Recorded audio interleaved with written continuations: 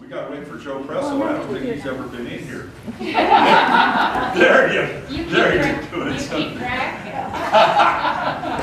But the response to these historic photos has been so tremendous that I just think we should kind of book a photo show, and maybe it's every January, February, we do historic photos, because there's the Edsel White collection, there's the Brett Bain train photos, there's the rodeo photos. We could put 50 different photos in here every January for the next 20 years, and people love it. And I said it so many times, but talked to many of you, and David Weaver, who curated this show, with occasional nudges from me, but not very many, because his instincts were terrific. And here's I got to tell you this instinct, because given 50 historic photos, what would you do? Most of us, I think, would arrange them chronologically, or we divide them by, here are the family photos, here are the work photos, here are the play photos, or whatever. And David said, no, I want each photo to stand on its own. So that's why you have some of these mini essays. So what you really have in this exhibit is about 30 or 40 history lessons. And David and I entertained how many? We had 50 kids from Joseph's school down here. And we had them pick out a favorite photo and say why they liked it. And there were a couple people that said, I like this one because that's my relative. But the one I loved the best was some boy who went, he was either in 8th or 9th grade, and there's a photo around there of a camp set up at Wallowa Lake. And he said, I like the camping at Wallowa Lake photo because that's how I want to live. So anyway, this has been, and we've got more students coming in this week. The Wallowa kids are coming in, the 4th and 5th graders. So all in all, this has just been a tremendous exhibit. And with that, and I'm sorry it didn't get in the paper. We've just been talking about that. We have a change of editor, and I got an email last night late from Christian Ambrosen, who's the new editor and was working late. He said, I'm sorry, Rich. When I got here, I just started on Monday morning and I couldn't even get into all the emails.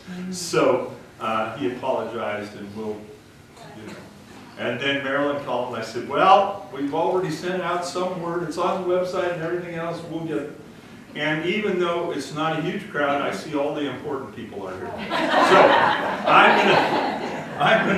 I don't know what order, who's the MC here? You can figure it out. Huh? We didn't get that far, but I think we were going to talk a little bit about the Wallowa History Center, right, and kind of give a little bit of an overview about that. So some of you probably know that it's been about a year and a half, or has it been 2 years? Almost. Well, Since we started, but for those of you who are familiar with the old Forest Service compound and ranger's office in Wallowa next to Little Bear, or close to Little Bear, we signed a lease with the city and have been working on that. But, so that's kind of where we land. But yeah. My name is Marianne McRae Burrows, and I was born in Wallowa in 1933 on the west side of the Forest Service compound. And when I was 5, my family moved to the east side of Wallowa. And so for 12 years, going back and forth to school, I walked through the town of Wallowa. And so it really made me curious about the people that lived in Wallowa and the businesses and just the history of Wallowa. And I'll tell you which one's my favorite picture. The picture of all those grangers in Troy, because my grandparents are in that picture. But I was fortunate enough to be on the Wallowa Library Board in 1999 when it was Wallowa Centennial. And so getting ready for a display of Wallowa history, we started gathering information and photos of Wallowa for a display to have. We worked with the committee for the Centennial Wallowa, and we gathered quite a few materials. And they were all housed in the basement of the library. We had quite a collection. And so after the Centennial, we decided that we should do something with our collection of materials. And so the library board, that's when we decided to form the Wallowa History Center. And so then we continued in the basement of the library for a while.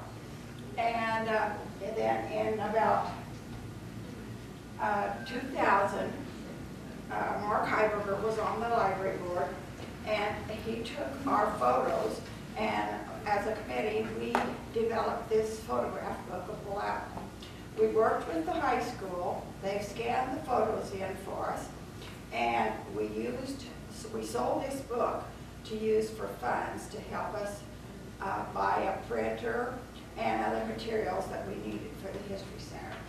And one of the things, one thing I do have to commend the Wallowa County Museum is they were our 501(c) when we were first starting. So they encouraged us to, work and get our materials together. Then we proceeded to really get a board together of people to work and do the work of the History Center. And then we knew that we had to get our own 501(c). So in 2002, we obtained our own 501(c). And then the rest is history. We moved across the street from the library into an empty storefront, and we're there for quite a long period of time. Then we were offered a space in the Living Hearts building, the old medical building in Wallowa. And so we were there. And then, thank heavens, when I was about to wear out, there were some young people that decided that they wanted to restore the old Forest Service compound. And so that's when David came on board, and we started our new big project of restoring the 3 Cs buildings that were built for the Forest Service. Do you have any questions? You said 3C, the CCC building. Is there a pretty good history of the compound there? Is that going to be part of your? Yeah, I've got some of that. I've got what was written up by the Forest Service. I went on the National Historic Register. So I can read parts of that. Okay. So, who wants to go next? I just want to say, we cannot say enough good things about Mary Ann, because this was her undertaking. I met Mary Ann in about, well, I'd met her before, but on the library board in about '98. So we're looking at 21 really hard, she put that together in a nutshell, what they've done. But before these great young people stepped on board, there was a lot of dedication and more people coming to her to trace family roots and get history about their families. And I think it really came about because of your dedication and hard work. Well, it was a labor of love because I really enjoyed doing it. So it's rather a selfish project. Probably better stand up so people can hear me, and I know it's being recorded. So I'm the treasurer on the History Center board. All 4 of us are on, and Uncle Jack are by the board. We're not all the board, but we're board members on the History Center. A little bit of the history of the Forest Service, that compound in the I have the whole printout from when the Forest Service's write-up, when it was put on the National Historic Register, which was in November of 2009. And it says the Wallowa Ranger Station compound, which is what we now call the Bear Sleds Forest compound, is historically significant as it represents a 54-year period in which the Forest Service was active within the town of Wallowa. Wallowa was the original location of the supervisor's office after the formation of the Wallowa Forest Reserve in 1907, and was also the headquarters for several ranger districts. Although these buildings are from a later period, they are the only remaining significant structures associated with the Forest Service within the town of Wallowa, which signify the Forest Service's involvement in the community. So it talks about, and I don't know if everyone here is aware that originally we were part of Union County. A lot of Eastern Oregon started out in much bigger counties and then split off counties. So okay, I've got my notes here. Wallowa County was, and I've lost that one, 1887 was when it split off, and in the end of the 1800s up to that, almost all of the logging and mills were all privately owned. And on May 6th of 1905, President Theodore Roosevelt established the Wallowa Forest Reserve, which contained 747,200 acres, and by 1907, several forest reserves were combined under the name Wallowa, and the term reserves was dropped in favor of national forests. So that was right after the turn of the century. And so they were in a number of different places. It said initially Wallowa served as headquarters for 2 of 4 assistant rangers to the ranger in charge of the Chesnimis and Wallowa Forest Reserves in 1906. The 2 assistant rangers, one for the Chesnimis Forest Reserve and one for the Wallowa Forest Reserve, and a forest guard, all resided in Wallowa. These men spent most of their time on the reserves rather than in town. There was no official ranger station, and the men occupied cabins or tents. The original headquarters for the supervisor of the Wallowa and Chesnimis Forest Reserves was the Grand, but by 1905 the headquarters moved to Wallowa. And then a letter dated December 18th of 1905 was sent to Ranger Howard K. O'Brien from William Hall, the acting forester, Washington, D.C., authorizing the lease of an office in Wallowa. So right after the turn of the century. And then it has a whole bunch of, it says the early work of these men mostly consisted of counting sheep and cattle. The first sales of timber were not until, let's see, 1915. Had its first large timber sale to the Eastern Oregon Lumber Company, and the second largest timber sale was to the Mining Lumber Company between 1918 and 1924. So you were talking about the CCC. So it said, the Civilian Conservation Corps arose from the Great Depression as a means of providing work to the many thousands of unemployed youth. As directed by President Roosevelt in April of 1933, the Civilian Conservation Corps was to be administered by a combination of federal departments. The Department of Labor was to select men for enrollment. The War Department was to enroll, feed, clothe, and house the men. The Department of Agriculture and Interior were to select work projects, supervise, and administer. The Director of Emergency Conservation Work was to develop policies, issue directives, and coordinate the 4 departments. And in addition to providing jobs for youths, provisions were made to hire local experienced men to supervise and train the youths. The LEMs, is what they call the local experienced men, were experienced craftsmen who were unemployed. Their employment helped provide local economic relief as well as skills and experience to accomplish the tasks. And it talks about the whole part for the region, and said civilian conservation boys were paid $30 a month, with $22 being deducted and sent back to their families. This provided relief to their families, many of whom depended on this as the sole source of income.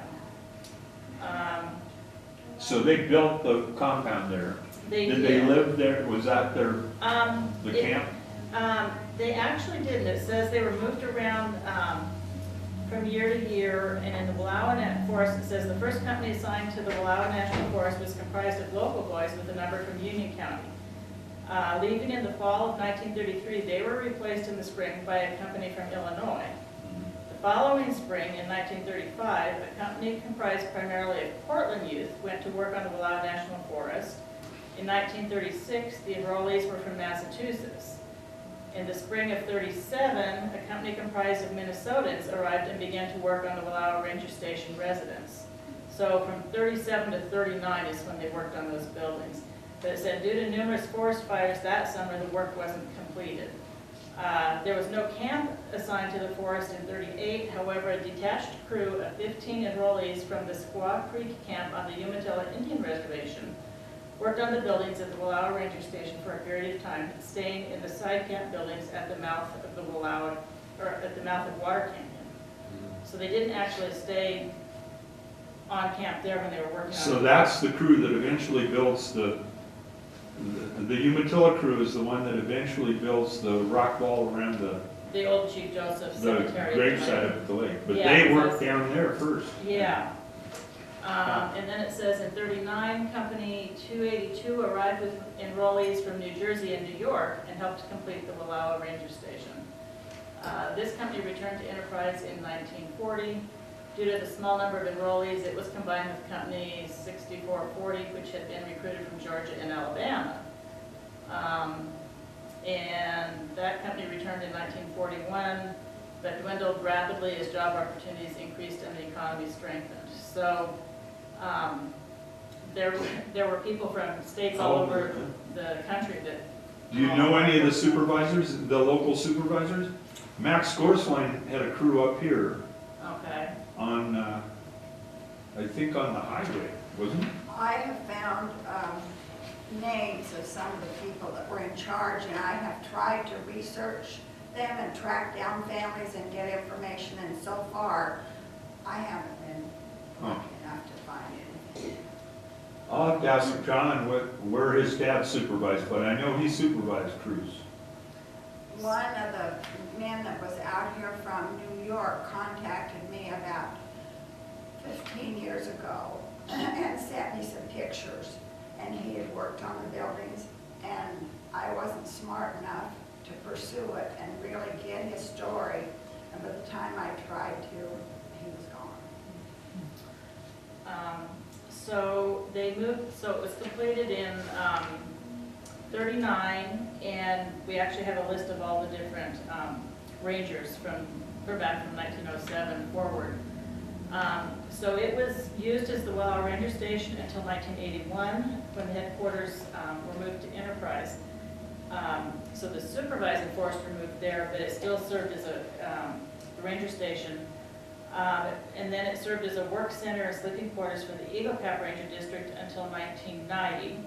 And then after that, it was rented by the city of Wallowa, and the building, the office building where we're at, served as a visitor center for the city of Wallowa. And then the different buildings have been equipment storage, there was a ceramic pottery in the back warehouse building at one point. I remember when I was young. I think just other garages and different. The food bank was there. The food bank was in the office at one time. And a tourist information The center. visitors, and then the house was actually rented out to a family, or several families, maybe even over time. And the last time it was occupied, whoever was supposed to be checking on the buildings had not turned off the water, and so it froze in the winter, and the tank in the toilet tank in the upstairs broke, and it ended up with water running for a number of months during the winter, and so the entire inside of the residence is filled with mold and mildew. So it's going to essentially have to be gutted on the inside to rehab that. So that's the last building of the 5 buildings we're going to work on. We started with the office building, and we moved in. We signed the lease with the city in May of, I think, 2017, and we didn't move in until just before the 4th of July in 2018. It took us a full year to write the grants and use volunteer work, and then some contractors to get it all back to where we could be there. This was the display that we put together, Marianne put together, I shouldn't say we, she did all the work for the open house we did on the 4th of July last year, so you can look at this afterwards, that shows some of the before and after of how bad things were and all the layers. there was a layer of linoleum glued down to the floors on the main level, and then plywood nailed down, and another layer of linoleum, and then a layer of carpet on top of that. And the toilets, I think there's a picture of the toilet cracked and broken, and so it leaked on that floor, but it wasn't as much damage, and the plumbing was only on that But floor. note how beautiful those floors are. Yeah, we had the original floors refinished, so. They are Anyway, gorgeous. there's that. It was transferred, and in the 2009 part where they did the National Historic Register, it talked about the plans for the compound included transferring ownership to the city of Wallowa. And that happened, took an act of Congress because it was owned by the federal government. So on August 10th of 2012, it says that the land was actually originally donated from the city of Wallowa to the Forest Service on March 18th of 1936. So the land actually went from the city to the Forest Service for all those years and then came back. And so they deeded it back to the city of Wallowa. And underneath that, as a condition of the conveyance, it says that the use of the Wallowa Forest Service compound is a historical and cultural interpretation education center to ensure that the Wallowa Forest Service compound is managed by a nonprofit entity, and 3, agree to manage the compound with due consideration and protection for the historic values of the Wallowa Forest Service compound, and and to pay the reasonable cost associated with transferring it back to them. But it says if the Forest Service compound, if the city doesn't do that, then it'll revert back to the Secretary of the Department of Agriculture, which I'm really sure they don't want back. So that's kind of the history of where those buildings have come through. They all need some more work. We're still actually working. We got the inside done enough that we can move, but we still are trying to source siding to replace the siding that's curled up, and there was one storm window left in the entire compound. It was on the second floor of the house, of the old wooden storm windows for the pattern, and we took that down, and Randy Slinker with Heritage Screen Doors at the nursery, he took that and made a sample pattern, and he is in the process of making historically accurate replacement storm windows for the office building. There's 14 windows, but that will hopefully help our heating bill when we get those done. But so we're working on, trying to replace things accurately there. So a little bit just with the History Center part, with being the treasurer, what I have discovered when we were just in our little storefront and just kind of going along, there wasn't a whole lot to do. You took in the donations, the memberships and stuff like that. When we went to sign the lease with the city, and we went and talked to a lawyer trying to get this lease all worked out because it's a 30-year lease, we're like, okay, make sure we have it right. We were told that we were a nonprofit association and we really should be a nonprofit corporation. Oh, yeah. And so we had to have all new bylaws written, and we actually had to refile as a 501 because we had changed our legal status. So that's why when you look us up as Wallowa History Center, Inc., we had to actually add that to the name so that it would kick out of the computer. So we had to totally start with that when we started this process, is totally do our bylaws, reapply, get 501 status with IRS, and then change all that with the state, and then transfer everything from one to the other. We had an offer of matching funds. We had a local individual who wanted us to get an endowment going so that we would have money coming in going forward to help maintain that, and offered, in order to set up an endowment with the Oregon Community Foundation now, it's $25,000, it used to be 10, and he offered matching, so that was $12,500 if we could come up with the other half matching. So we have raised $26,500 so far. But when we got that $25,000, we got our endowment started. So if people want to donate to the endowment, it goes in there, and that we have money coming off that now every year in distributions. We had to get a bunch of grants. We've gotten, well, the city, before we even signed the lease, the city had matched a grant from the state that was $40,000 total, 20 from the city, 20 from them, and they put the new roof on 3 of the buildings because they were leaking so bad. And then we have a grant writer, volunteer grant writer, my cousin's wife, Lisa Mahon. And she has written another 3 or 4 grants, so we've taken another 41,000 in, I think, in grant money, which we've spent most of it on doing the floors, new heating and air conditioning system, and trying to think what else we spent all that money on. Oh, and all the power lines going to the buildings. I don't know if there's any picture. Yeah, here, the coating on the power lines was falling off. So we had to entirely replace from the street in all the power lines. The city helped us replace all the water lines. So we've kind of gone from the bottom up. So it's been a big process. We buried the power lines and all that stuff. Questions about any of that part so far? David might know this. So the Forest Service, literally, its headquarters is in LeGrand originally. When they started. Then it moves to Wallowa. And when were the distinct units, when did Enterprise and Joseph even come into the picture? You had some dates that are relatively late, was that right? Yeah, it started, well, and now the supervisor's office is out of Baker because they consolidated. They Yeah, I had, remember. Well, you went by a place there, the Rangers actually stayed out, they didn't live in town. most of the time they didn't. So it said, the original 6 ranger districts on the Wallowa National Forest were Bear Creek District, Chesnimis District, Imnaha District, Snake River District, and Sled Springs District. Okay.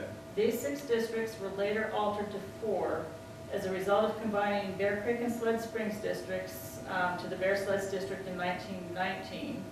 And the Imnaha and Snake River districts became the Imnaha Snake District in 21. And then in an effort to consolidate, the supervisor's office was moved from Wallowa to Enterprise in 1933. And then on June 30th of 54, the Wallowa and Whitman National Forests were consolidated to create the Wallowa-Whitman National Forest. So there have been offices scattered all over. Yeah, and it says currently, and this was as of 09, 10 years ago, the 6 ranger districts include Baker, LeGrand, Unity, Wallowa Valley, Hulse Canyon, NRA, and the Eagle Path Wilderness. So, yeah, they've moved offices around. Because I remember them being in the post office building in Enterprise growing up, and then they had the one out here between here and Eggleston's Corner, and then they had the visitor center that burned. So. Well, the other one that you hit on is, I think people don't realize that, and David, in one of his essays here, explains that the commercial logging doesn't really happen until after the railroad gets here, right? And Yeah, so the was- first sales you list are 1914. I think the Forest Service first came in here to handle grazing rather than timber. Yeah, so their first was counting the sheep and the cows, but they didn't actually, their first major timber sale on the forest was until 1915. Yeah. There was lots of little mills before then, but they were all cutting from private ownerships. And I think, You want to add to that, Uncle Jack? He's laughing at me. Sometimes you cut it just because nobody was looking. Okay, so, If you're interested in history of Forest Service in this area, I would recommend the late John Scotland's book, yeah. The Minot. It's a wonderful book about history of Forest Service and about the history of the Minot watershed. Great book. It's in all, I'm sure it's in all of my libraries. I'm Marilyn Hulse, and I've done presentations like this, history presentations for the past 20 years or so. I moved back home in '94 and I hooked up with people like Rich, Marianne, and found like-minded people. My main interest is the city of Wallowa and the rural areas around Wallowa. I know a little bit about the Nez Perce story, but I have left the Nez Perce stories to others who are more knowledgeable than I am. I have done some writing and some work on race relationships in Wallowa County because we had 3 cultures here. We had Native Americans, we had white Europeans, and then when the Black Hawkers came to Maxville, we added a 3rd. And I've gathered stories, gathered some beautiful stories that just make your heart happy. And I have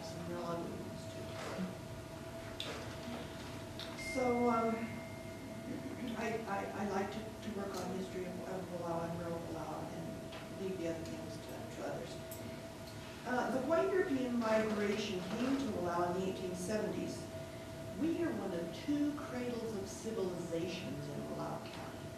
One is Lower Valley, the other one's Alder Slope. And this bears out by the fact that Lower Valley is school district number 1. The Lower Valley School has always been number 1, Alder Slope, number 2. So that kind of tells you where people came to first. When the Island City Mill and Mercantile chose to make Wallowa the site of their trading store, this made Wallowa the economic center. Gradually that changed, and Enterprise became the center of commerce, and Joseph was actually the first to incorporate their town. Sometimes people are not aware that many tried their luck economically in Wallowa first, before moving up to the center of the county, which became the center of economics. I meet people from Lost Team, Enterprise, Joseph, Troy all the time to say, my grandmother was born in Wallowa. There's so many of us that have roots in Wallowa. I don't like to name drop, but here's some prominent families that come to mind that started out in Wallowa. The McLarens, Kenneth and Hazel Johnson, Roy and Emily Daggett on Charles. I know some of you remember these people, and there's more. Some of the maternal sides of the Dan family. Cheryl Cooch. Lots of people that are known around Joseph and Enterprise pretty well. They're prominent citizens, they all have roots. And that's because it started there economically and then centered itself in the upper part of the valley. Was Wallowa ever the county seat? No. Never was. Okay. I was once asked why there were so many Enterprise people at our alumni dinner. Someone said, why is so many Enterprise people here? I said, because we graduated. Okay, I will. I remember days when Mary Ann's sister, Bethel, and Merton Wade were always there, and yet people thought of them as Enterprise people, and I can remember days when Ray and Beatrice Milligan, who are some of our oldest alumni, they're B. Milligan, they're both Wallowa graduates. So I just did a little name dropping to let you know that people really migrated this way economically. Marilyn, why was that again? Why couldn't we make it economically in Wallowa? It just because more and more Enterprise was the center, government and business and medical and everything went to the center of the county so they could serve people better. Enterprise had the advantage of that central location. We were just too far down the road. Over time, this is beginning to have a reverse effect. We're starting to see some Joseph people buy property in Wallowa.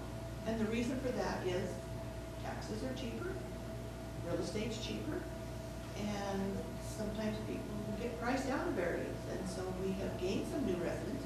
I just sold my parents' property to Joseph, who moved down to Wallowa. So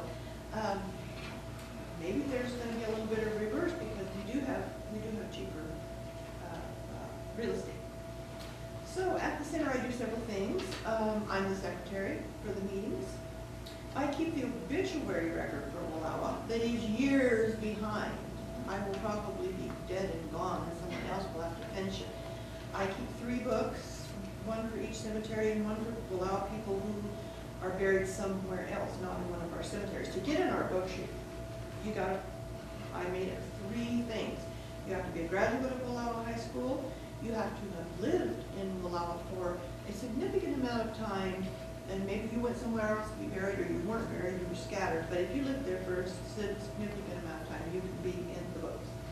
Or if you're buried in one of the cemeteries, even if nobody knows you, even if you're brought in from somebody anywhere else, if you get buried in our cemetery, we'll put you there. I should say Marilyn is actually the person that if you need to be buried in one of those, Marilyn is the person who you call to get a plot in one of the 2 cemeteries. So she has all of those records of who's where.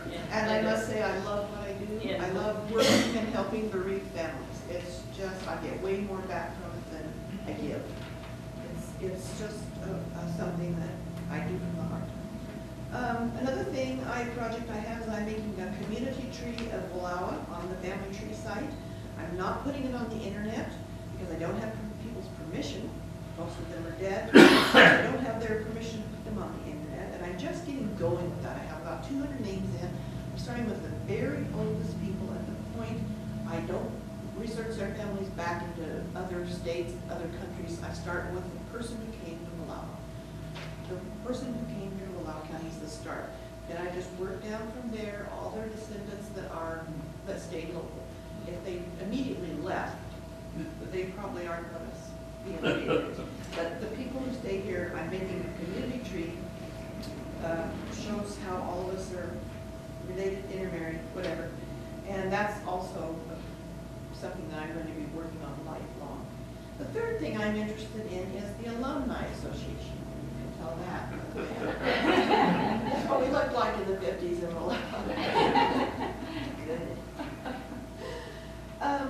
We have a little tiny place in our history center upstairs that we're starting to give over to the Alumni Association stuff. And the reason this is important is most people think schools keep their own records. In Oregon, they do not. A school is nowhere to go looking for grandma. You won't find her. It's up to an alumni association or a history center in each town that have a school to keep the school's records. And we have a little room, we're starting to collect things like these jackets, paraphernalia related to school, sports, pictures, All the annuals. all the annual. We're trying to build 3 complete sets of yearbooks in Wallowa. We have a complete set at the history center, we have a complete set at the school, and we're trying to build a complete set at the library too, so we'll have 3 complete sets. But we aren't relying on those yearbooks to be our history, because we were very lucky in 1911, the year after the first person graduated. A group of very dedicated people got together and said, we're going to keep the history of the graduates of the school. They did. I can honestly say we have perfect alumni records. There's never been a name lost. They're all written down, and we have 2 sets. The history center, and our historian lives in the land, and she has the original handwritten sets. So statewide, our alumni association has kind of been the envy of some other towns, because they're like, we don't know how many graduates we have. We don't know how many are dead or alive. We don't know who some of them are. And people, a school is no place to go looking. That they can't accommodate you. I mean, they don't have a place for you to go sit down and go through anything, but they have nothing you can go through anyway. There's just nothing there at the school. You have to find an alumni association history center, somebody that can do that sort of thing. And we're very proud in Wallowa that our records have been so lovingly kept for over 100 years. And we have everything. Any questions? Who's keeping track of what about the businesses and industries? We know about the Bates Mill, we know about there's a whole mill history. Mary Ann's got it. We have files on the businesses in Wallowa, and we have a file on names and families that we're keeping, and then a complete file cabinet of anything that you might want to research about Wallowa. What were the other major ones besides timber, or what related to timber even? Agriculture would be dairies. Yeah. There were dairies were very prominent in the county at one time. And so you made ice cream down there at one time, right? Made butter. And we still have the ice cream That maker. is It's in all. Judy Hawkins' barn. We beat the Tillamook Cheese Factory one year in cheese, and the best cheese in the state of Oregon. Hopefully we can get some things set up, and then we can get it out of the Hawkins barn and into the history center. And Yeah. you can see where, I can smell that. The smell of it. So you had dairy? We had Dairy, did you have flour mill? Yes, of course, we had a flour mill, and it was operating up into the 40s, because that's where Gene Hayes lost his arm. Oh, He was really? working there, and and I don't recall the date when they finally demolished it. Uh-huh. For those of you who don't know Gene, he's always been our artist. That his family were artists, all of them were. But Gene has been the one that stayed here. He's in his 90s now and in care, but he made a lot of signs around. He used to Wallowa. do murals on all the buildings. A while back, a Joseph gal wrote into the chieftain that she loved the sign he did on the Russell cabins at the lake. He had done their signs. And Well, he had a brother, Hugh, also, that worked for the state of Oregon, that did many of the maps, that historical maps that you would want to see from the state of Oregon, Hugh Hayes.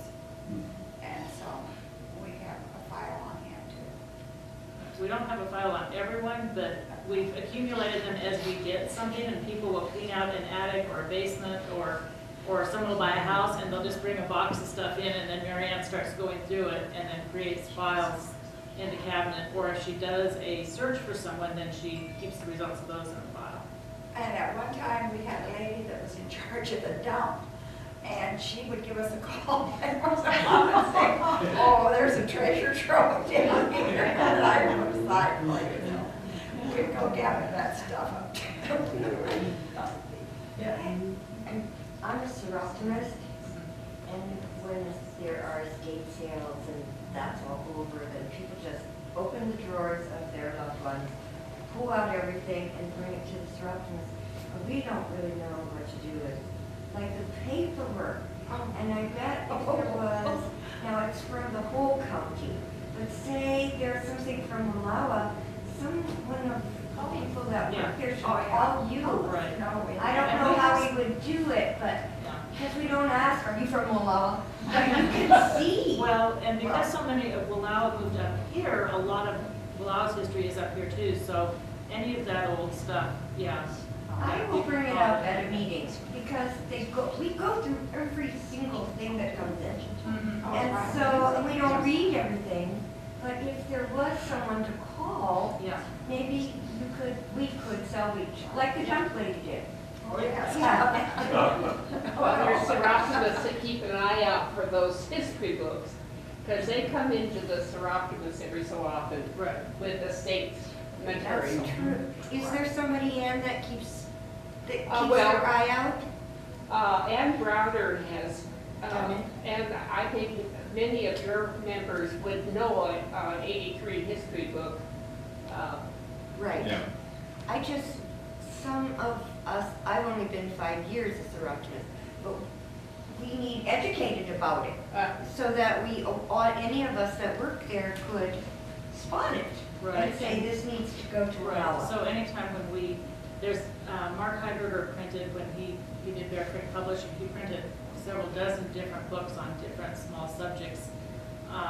And so anytime we see those books like at yard sales or stuff, we buy them back, and then we have a bunch of the local history books, the more recently published ones, but copies of the old ones that we have for resale. We keep a copy for the History Center of all of them for our records, but then the extras we have in our little gift shop. We have those back for sale. But you're selling as collector's items now. So. Yeah. Okay. Just a fun little story about how, speaking of our dump, and the book, there was a book that the History Center has called I Remember, and it was Jack's mother, Kate Johnson Goebel's memoirs, and somebody in the family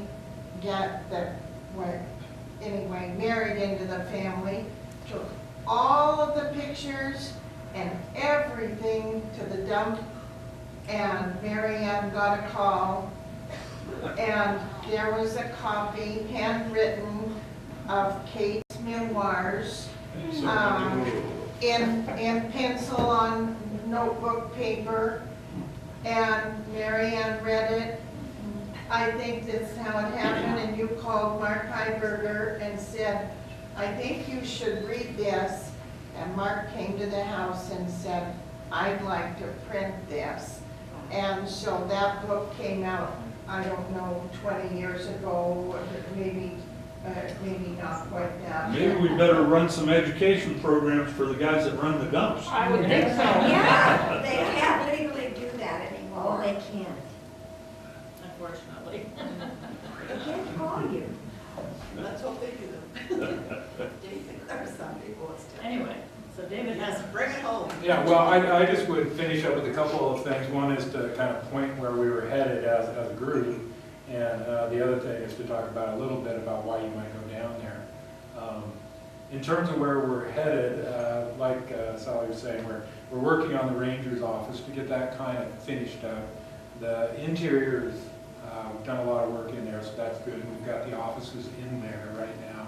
Exterior, still doing a little work. Of course, there's 5 buildings there, including a giant warehouse space. And so the big warehouse space is where we would eventually like to have kind of an interpretive spot for the county. And we're toying with a couple of concepts. One of them is just to have a timeline of the county's history, so that if you come in, you would just sort of travel through some of the major events in the county's history.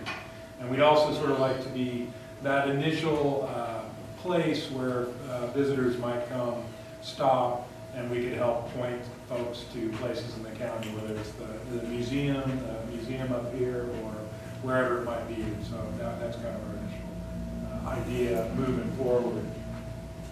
And as far as swinging in there, why you might stop in or even give a call, is the way I look at it is not only just Wallowa history, but Wallowa County history in general. Marilyn or Marianne are really, they know the sources and they know the families. So if you're interested in a particular topic, or if you're trying to find information about a family member, they're on it. They can really point you in that in the direction you need to go. Because part of the battle is just even knowing the sources. You know, whether it's the Horner papers or you know, whoever the local historians are. And there's only a handful of folks in the county that can actually do this. You know, there's some folks at the Wallowa County Museum.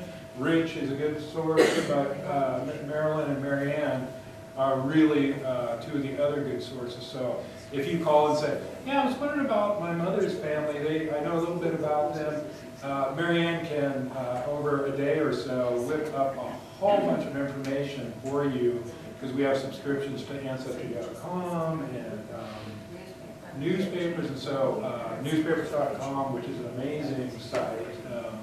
But just in short order, they can point you in a ton of different directions and really either find a photograph you were looking at or just some family information or whatever. So it's really great. We do a newsletter. We've been doing them just twice a year. And we take a story of the local area.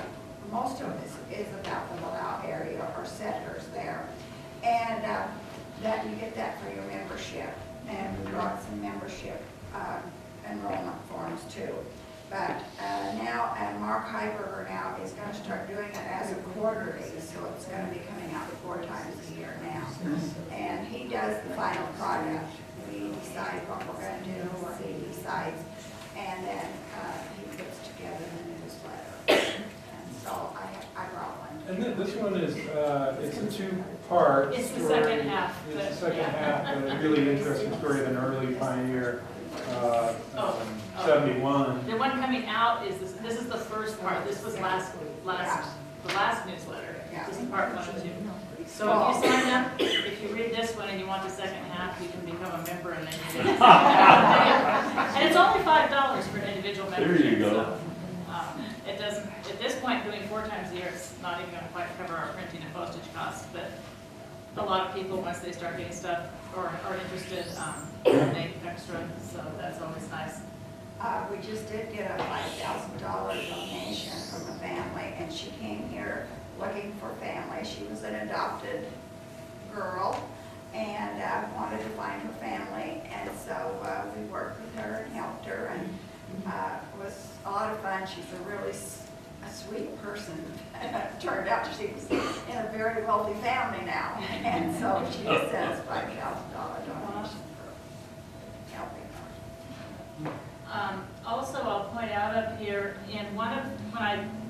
came for the opening of this exhibit, I noticed in one of the pictures on the back side here, were comments on one of the individuals is wearing a pair of gloves that are beaded, and it talks about how the locals traded with the Native Americans for moccasins and gloves. And this pair of gloves is a pair that has been in my family, my grandmother's, Uncle Jack's mom, that were from and I'm not sure if it was the Nez Perce or the Umatilla, I'm not sure in terms of, because they're all from the different reservations. The beading is starting they've been used, so they're starting to lose the beading, but yeah, when I slide my hand in, it's more my size, so I'm thinking they were Grandma Kate's, and Granddad, or Uncle Jack remembers Granddad having a pair that had larger gauntlets, which would match the picture back there. But when I was talking to Uncle Jack this weekend, and he can add more in, maybe that he remembers in the late 30s riding down with Grandma and Granddad where they camped. They used to camp down at the mouth of the canyon by Rock Creek, where it comes into the canyon, and going down, and you would go over and they would trace your foot or your hand, and then you'd come back in 2 or 3 weeks to get your moccasins or your gloves. And you would trade, people had deer hides and they would trade them. And I don't know if Jack wants to elaborate on that, maybe? About, I'll put him on the spot. I don't know if you can hear me. I'm Jack Gable, and I hang around this bunch just so when something comes up, I can say, well, hell, I was there. Because I did grow up in Bear Creek, and I knew people like Jay Dobbins, and you talked about the economy, and you think all about the logging and so on, but I don't think unless you talk to these old timers, you don't really understand what it was like before my granddad said when he would first come into here in the 1860s and 70s, if you cover eastern Oregon now, down around Burns and all around Frenchtown, and it's just all sagebrush and jackrabbits. Granddad says, hell, when we came in there with the Olivers and the Frenches, the grass drug in the stirrups on our horses. And so he came in here and he started raising sheep. And now when I worked the 4 summers with the Basques up in the high mountains here, we never had over 1,200 in the band. We kept them between 1,100 and 1,000. So Granddad told about when the hay was short, he pushed some of his sheep over into Big Canyon, just over the ridge from where I live now. And he said they'd have to dig through the snow for the grass. And I said, well, how many did you have? Well, he says, I kept 12,000 head in every band. Whoa. So, now you talk about, you know where, what people now used to call the Hadley Ranch, but it was Johnny McDonald owned that, Hector McDonald owned that big ranch along the edge of Diamond Prairie. Well, my dad was born in 1896, I guess, and Uncle Bill was 2 years older. So he tells about going down there one spring. Now, nobody had barbed wire then. All the fences were built with 10-foot with fir rail fences. So the kids all got set on a rail fence to see what was going on. Well, McDonald's were pushing their white-faced cows out of there that spring to take them out through Chestnumnus and down Camp Creek. He and Uncle Bill sat there and started, he says they had 2,200 head in that first bunch. The white-faced cows in one bunch, 2,200 head. You pushed them out where there was grazing, not because it was, and I hear a lot of talk about what came off of private land, but they pushed them off on before the Forest Service.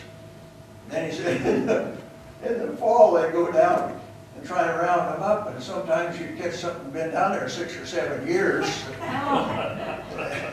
Those steers would be 7 feet tall at the shoulders. That's it. Of course, the Enterprise was just grown out of being Bennett Flats, and it was pretty small. So they pushed them right down through the main street of Enterprise all the way, bawling and kicking up dust, and the calves trying to catch up with the cows. And so anyway, I often wonder if anybody does an oral history of some of this, because there are a lot of us that talk a lot. And some of the old timers that don't talk a lot, they don't pronounce things correctly and they don't know how to spell things properly, but they can tell a story and somebody else can help look at the tombstone to see how it's properly spelled or something, I guess. I don't know, maybe people do an oral history or have it in the back of their mind or something. We write down everything we can. Do all of you know that Chief Joseph's main summer fishing camp was right near the town of Wallowa? I mean, there was different fishing camps, but you know where it is? You go by it every time you go out to the Grand.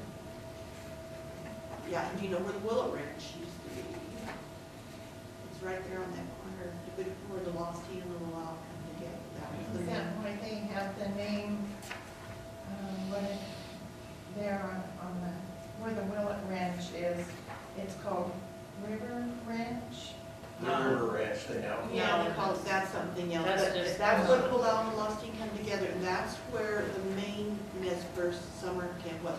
Do you know where the main Huckleberry camp was? It was above Lost Team. Corner has the exact coordinates for it. I've been there, there's no Huckleberry there now. Well, another comment I might make, you talked a lot about the different ranger districts and the rangers, and the first legal buck deer I ever killed was up Goat Creek. I was about 10 or 11, I guess, and I asked my dad, he says, how comes this nice big log house cabin down there? Well, that's the Bear Creek Ranger Station. Well, there's nothing around here. Why? Well, see, there was a ranger named Louis Carpenter, I think, and he was out on the Sled Springs district, and there wasn't any elk hunting allowed then, but he was a hunter, and he says, you know, that Goat Creek, I think there ought to be a big log cabin down there at the mouth of Goat Creek for us rangers to camp in during the deer season. And, well, I don't know about telling stories out of so maybe some of these things were done for reasons that we don't understand in this day and age. But it worked out. We're here. I noticed as one, and I just want, a couple things I want to cover is contact information or how you get in contact with the History Center. The membership form has the phone number, the address, the website, the Yep, email. and hours, Marianne, I mean, office hours? Okay, I'm there on Wednesdays from 10 until 3, and though I do go to lunch at the senior center at 11:45, and I'm back by 12:30. Yep. Then we have another person volunteering on Thursdays now. And so if you want to come in and just look around, and he can tell you you can see where the files are, or where the annuals are kept or everything. They're in the main, it's called the drafting room. And people are welcome to go through the files or use any of the materials that we have there. And we're working on a website, working some of the kinks out of that. There's a Facebook page, so if you type in Wallowa History Center, that gives you hours and information. You can always call, just call and leave a message on the answer machine, whatever your question is, and someone will, look up that information and get back to you. Anything else? David, just thinking about it, I'm thinking about Tucker's kind of history of the Forest Service in Wallowa County. Yeah. You guys might be the appropriate place to do, at least in some area, an exhibit of the history of the Forest Service, because that's a pretty fascinating, and there's enough old stuff around, and I'll bet you the archaeologists, they got boxes of stuff down here at the warehouse that didn't burn up. Yeah. And you might be able to get old Pulaski's. Well, the history of the county basically is the history of how people lived here. Right. And that means, it's like Jack was mentioning, that the first people that poked in here into the, in the late 1860s were scratching around for gold, but shortly thereafter, they were looking for grass. Grass. And so they came in, and so I think I heard someone in here, those first conflicts between the Nez Perce and the white folks were really over grass. A.C. Smith, who had his own horse herds and cattle herds, through his contacts with the Nez Perce, was pushing down into the Amnaha. And, so they were, that was okay, because he had friends in that group. But as more people started taking advantage of the free grass, And so ironically, in 1899, when Chief Joseph makes his first visit back here after being exiled for, 15 years or so, on the front page of the August edition of the Chieftain, you've got the Forest Service coming in to talk grazing disputes and to start getting folks comfortable with the idea that they're going to have to pay for grazing. And you can imagine how the locals took that. At the same time, Chief Joseph is back in town, in Enterprise, holding a meeting here, in town, saying, hey, I'd kind of like to have a little of this land back. So those two things were going on in the same week, and petitions were circulated out of both those meetings. The local cattle folk and sheep folk were like, no, we're not paying for any grazing. And petitions came out of Flora, they came out of Joseph, they came out of Wallowa to stop that. Of course, what they were mad about was they didn't want to pay for the grazing, but they didn't want people from Baker and Umatilla and Union County pushing big herds over here into their grazing, right? And so once you start tracing all that stuff and that development about how people were living off the land, cattle, sheep first, really, and then that as the timber stuff developed later after 1908, and it's an interesting, really interesting history. Yeah, there's some accounts of moving a large number of hogs before the railroad came in, and they had to push them back up over Smith Mountain, back over to where the railroad was, over to Elgin before, because the railroad came in 1909, I believe. Yeah. Okay, it says 9 in here, but yeah, some of the dates are a little bit, but they're close. Benjamin Curry said he was told as a boy that they drove the pigs from the north end. That's what I first. Pardon? From Florida. Yeah, they drove them to Lewiston or to Elgin, Okay. but they drove them in winter so they drive them down so they wouldn't scatter over everything. Oh, okay. He said they'd be like a snow tunnel they drive them. Well, and didn't they kind of lead them with grain? And Lincoln would get it. Well, that was how they sold barley. Before the train, how were you going to get your grain out of here? A horse, sacks on a wagon pulled by a horse was not a very efficient way You to. fed it to the cows or the sheep. You fed it to the pigs, hogs, made up and then- barley, yeah. And then moved them on Yeah. the, And I have petitions against the nest first, but mine are due to race issues. They're ugly, ugly issues. They don't even mention cattle grazing or anything like that. They're simply, they're racist. Well, personal experience, my boss when I first got here was Chuck Galvin, in the county, was the county agent. He says these blankety-blank cowboys around here made enough blankety-blank money on sheep so they could afford the blankety-blank cows. Well, McLaren's were sheep in the beginning. Yeah. I would say the first wealthy folks in this county were sheep. Yeah. Sheep. Yeah. That's where the real money was made. You can see in the assessment rules. Yeah. As time went on, that was where the real cash was done. Yeah. It was both made and it was lost. Yeah, well, I yeah. talked to Jay Dobbin out here one time when I was in high school, and he says, "You're Pete Gable's grandson." He says, "Pete Gable is the only man in Wallowa County who's made and lost more fortunes than I have." And they would build up and borrow, and then the big crash of 1918 came. And then the next big crash. So, was the Wallowa Forest Reserve part of the Teddy Roosevelt's Midnight Forest? I'm trying to remember. And I think they did some, he didn't give it a show, the first head of the National Forest had been trying to get National Forest there, but they were like fighting corporations that wanted all this free land and timber and everything, so they had issues with Congress, so like Roosevelt put it in and created most of the National Forest, against the will of Congress and everything, so now they got it done. I've always read that in conjunction with his ones back in the West. Yeah, it's still around. Yeah. The other comment I had just listening to it about the CCC, I remember reading that, Roosevelt basically came up with the CCC, or he'd gotten the suggestions from maybe more than one person, but he turned over to the Secretary of Labor, which was a woman, Frances Perkins.